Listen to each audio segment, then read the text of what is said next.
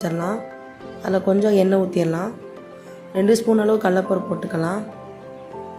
2 spoon அளவு உளுந்தம்பருப்பு போட்டுக்கலாங்க. இது நல்லா பொரியட்டும். குழந்தைங்களாம் கருவேப்பிலையை ஒதுக்கி வச்சுருவாங்க. நம்ம இது மாதிரி சட்னி செஞ்சு கொடுத்தோம்னா அவங்க சாப்பிட்டுக்குவாங்க, தெரியாது. 4 பல்லளவு பூண்டு போட்டுக்கலாங்க. காரத்துக்கு தகுந்த மாதிரி நீங்கள் மிளகாய் போட்டுக்கோங்க, பச்சை மிளகாய். அலசி வச்ச கருவேப்பிலையே போட்டுடலாம். இது நல்லா வதக்கிடலாம். இது வதங்கும் போது டப்புன்னு தெரிக்கும். 2 வதக்குனா சரியாயிடும். இப்போ கருவேப்பிலை கொஞ்சம் குறைஞ்சிரும், அப்படியே வதங்கிடும். இப்போ ஒரு பெரிய வெங்காயம் கட் பண்ணி வச்சுருக்கேன், அதையும் போட்டு வதக்கிக்கலாம்.